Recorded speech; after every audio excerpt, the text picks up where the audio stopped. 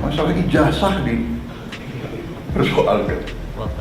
Nanti ijazah saya ditanya-tanya. Iya kan? Prabowo heran ijazah Jokowi dipersoalkan. Nanti ijazah saya juga ditanya-tanya.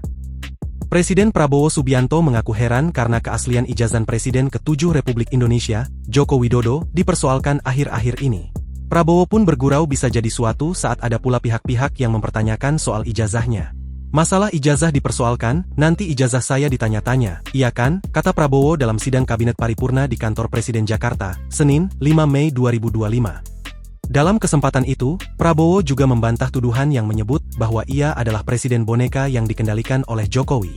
Saya dibilang presiden boneka, saya dikendalikan oleh Pak Jokowi, seolah Pak Jokowi tiap malam telepon saya katakan itu tidak benar, kata dia. Prabowo menjelaskan ia sering berkomunikasi dengan Jokowi dalam rangka berkonsultasi karena Jokowi punya pengalaman 10 tahun menjadi presiden. Ketua Umum Partai Gerindra ini juga mengaku sering berkonsultasi dengan Presiden ke-6 Susilo Bambang Yudhoyono dan Presiden ke-5 Megawati Soekarno Putri. Menurut Prabowo, pertemuannya dengan Jokowi, SBY, dan Megawati bukanlah hal yang bermasalah. Saya menghadap beliau enggak ada masalah, saya menghadap Pak SBY tidak ada masalah, saya menghadap Ibu Mega tidak ada masalah, kata Prabowo. Kalau bisa saya menghadap Gus Dur, kalau bisa, lalu menghadap Pak Harto, menghadap Bung Karno kalau bisa, imbuh dia. Saya dibilang apa itu? Presiden boneka, saya dikendalikan oleh Pak Jokowi.